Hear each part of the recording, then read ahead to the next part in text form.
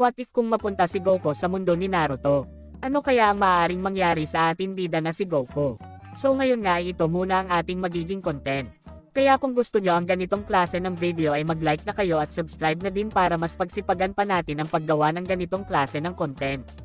Pero tuloy-tuloy pa din ang paggawa ko ng mga next chapter ng Dragon Ball Super Manga para mas masubaybayan talaga natin ito. Ngayon nga ay pag-uusapan na natin ang pagpunta ni Goku sa mundo ng Shinobi. Ito nga pala guys ang chapter 1. Sa unang panel nga ay atin makikita na pumunta nga si Goku sa Capsule Corporation kung saan ay nandun nga si Bulma. Balak nga dito ni Goku na ipaayos kay Bulma ang laptop ni Gohan kasi nga nasira niya daw ito, na agad naman sinanayunan ni Bulma, sinabi nga nito na ipatong na lang daw ni Goku ang laptop sa lamesa niya.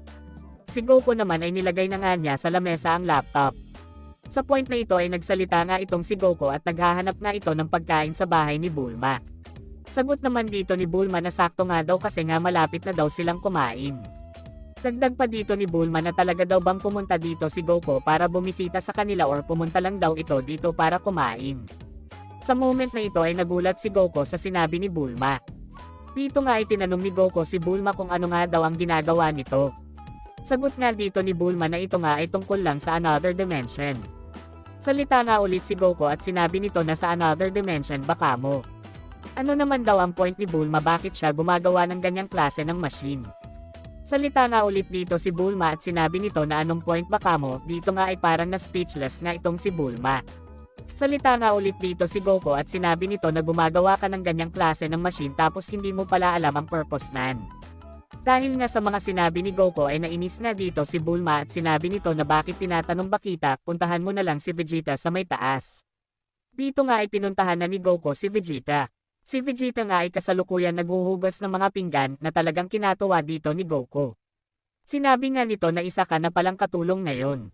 Salita naman dito si Vegeta at sinabi nito na tumigil na nga daw ito sa pagtawa, kung hindi daw ito titigil ay papatayin na lang niya ito. Sa moment na ito ay tinawag nga ni Trunks itong si Goku, dagdag pa dito ni Trunks na kung nasaan daw itong si Goten. Sagot nga dito ni Goku na nasa bahay nga daw, pinipilit nga daw ni Chi-Chi si Goten na tapusin ang homework nito sa main Matex. Sa sinabi nga dito ni Goku ay napaisip nga dito sila Vegeta at Trunks at sinabi nga ng dalawa sa kanilang isipan na mathematics yung tanga. At after nga ng ilang oras ay nag-inuman nga dito sila Bulma, Vegeta at Goku. Sa point na ito ay lahat nga sila ay sobrang lasing na at sinabi dito ni Goku na siya nga daw ay aalis na. Salita naman dito si Bulma at sinabi nito na tapos na nga daw niyang ayusin ang laptop dito ni Gohan. Kaya pwede na daw itong kuhain ni Goku na agad namang sinanayunan ni Goku. Dahil nga sa sobrang kalasingang dito ni Goku ay mali nga ang napuntahan niya. Siya nga ay rektang pumasok sa loob ng laboratory ni Bulma kung nasaan ay nandun nga ang machine na ginagawa ni Bulma. Sinabi nga dito ni Goku na parang ito nga daw yung dimension machine na ginagawa ni Bulma kanina. Ngunit sa kasamaang palad nga ay nasukahan nga ito ni Goku dahilan kaya nga biglang nagkaroon dito ng circuit na nagpagana sa machine, dahilan kaya nga napunta si Goku sa ibang dimension nang hindi niya namamalayan. Si Goku nga ay tuluyan nang nakapunta sa mundo ng Shinobi at siya dito ay nakatulog dahil nga sa sobrang kalasingang. At pagkalipas nga ng isang araw ay nagising na nga itong si Goku at may hangover pa nga ito. Sinabi nga nito na paano nga daw na i-enjoy ni Master Raishan ang pag-iinom. Pero sa moment na ito ay nakita nga ni Goku ang laptop ni Gohan na nakababad na sa tubig, sinabi nga dito ni Goku na mayayari nga daw siya dito ni Chi-Chi. Maya-maya nga lang ay napansin nga ni Goku na parang hindi niya alam kung nasaan lugar siya kaya agad nga nitong tinawag ang Flying Nimbo. Pero hindi nga ito lumalabas. Kaya napagpasyahan dito ni Goku na tignan muna ang kapaligiran dito. Sa next panel naman ay ating makikita itong si Hidan at Kakuzu na kasalukuyan naglalakad. Naghahanap nga sila dito ng pwedeng mapuntahan. Nang biglang ang nakaramdam dito si Kakuzu ng kakaiba, sobrang lakas na chakra nga daw nito. Ito nga daw ay nagmumula sa likod ng damuhan na yan. Sa moment na ito ay mabilis ngang inatake ni Kakuzu ang damuhan gamit ang shuriken nito.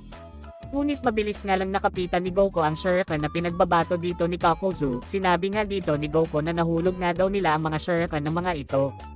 Na talagang kinagulat dito ng dalawa, salita nga dito si Kakuzu at sinabi nito na sobrang bilis nga daw nitong gumalaw. Dagdag pa dito ni Kakuzu na baka nga daw sila ay nasa under na ng Genjutsu kaya kailangan nga daw nilang saktan ang kanilang mga sarili para makaalis sa teknik na yon. Mabilis nang pinagbabali ni Kakuzu ang kanyang daliri dahilan kaya nga sumigaw ito ng sobrang lakas. Si Hida naman ay walang idea sa mga sinasabi ni Kakuzu. Sinabi nga dito ni Kakuzu na kailangan mong saktan ang iyong sarili para makawala sa Genjutsu. Si Hida naman ay mabilis nga nitong sinaksak ang kanyang sarili. Si Goku naman ay nagsalita dito at sinabi nito na hindi nga daw niya alam kung nasan siya, pero ang mga tao nga daw talaga dito ay medyo weird at mabilis na nga itong umalis sa lokasyon nila Hidan. Si Goku nga ay nakakita dito ng isang village. Ito nga guys yun Konoha. Nang siya nga ay papasok na sa loob nito ay agad nga siyang pinigilan dito ng mga bantay ng Konoha. Sinabi nga dito ng mga guard na nasan nga daw ang gate pass nito. Salita naman dito si Goku at sinabi nito na wala nga daw siyang gate pass, pumunta daw siya dito para maghanap ng pwedeng makainin. Ang mga guard nga dito ay naghinala kay Goku, baka nga daw isang spy ito mula sa ibang village. Kaya sinabi dito ng mga guard kay Goku na hindi nga daw ito pwedeng pumasok sa loob ng village. Salita nga ulit si Goku at sinabi nito na ganun ba pwede ba akong magtanong. Ang mga guard naman ay sinabi na isa nga daw talagang spy itong si Goku kaya kailangan na nga daw nilang hulihin ito. Sa moment na ito ay mabilis ngang inatake ng mga guard si Goku pero mabilis nga lang itong naiiwasan ng ating bida.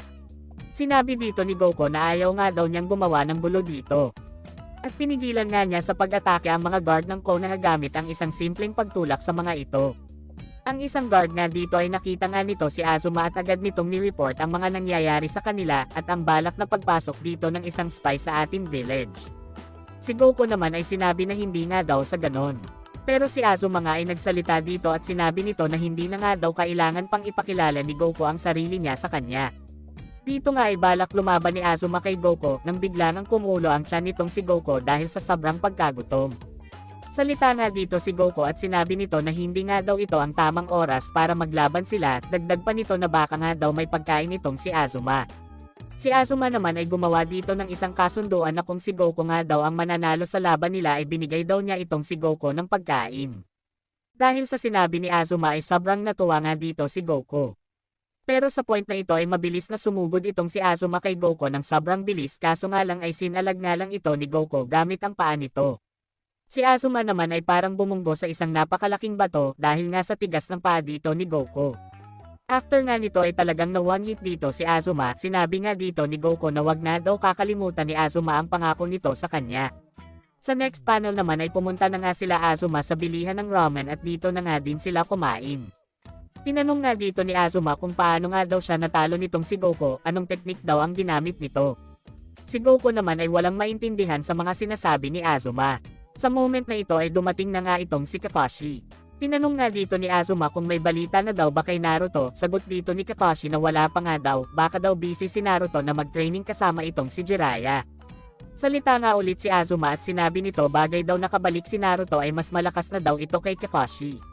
Pero sa moment na ito ay napansin nga ni Kakashi si Goku at sinabi nito na sino daw yan. Sagot dito ni Azuma na isa nga daw itong weird na ninja kung saan ay natalo nga daw siya nito sa isang postahan kaya ngayon daw ay siya daw ang magbabayad ng pagkain nito. Si Kakashi nga ay parang nakakaramdam ng masama kay Goku. Si Goku nga ay tapos ng kumain at sobrang dami nga nitong nakain. Na talagang nagpaiyak kay Azuma kasi nga daw halos 3 buwan na sweldo daw ang babayadan niya. Si Kakashi naman ay tinanong si Goku kung bakit daw ito nasa kanilang village. Sagot dito ni Goku na hindi nga daw niya alam dapat nga daw ay siya ang magtanong nito kanda Kakashi. Napansin nga dito ni Kakashi na parang magkaugali nga daw sila ni Naruto. Si Goku naman ay balak ng umuwi, sinabi nito kay Kakashi na siya daw ay uuwi na sa Central City. Na talagang pinagtaka ni Kakashi. Salita nga dito si Kakashi at sinabi nito na Central City ba ng Konoha ang tinutukoy mo. Sinamahan nga ni Kakashi si Goku sa lugar na sinasabi nito. Si Goku naman ay nagtataka kasi nga hindi daw ito yung sinasabi niya. Kaya na-realize dito ni Goku na siya daw ay naliligaw na.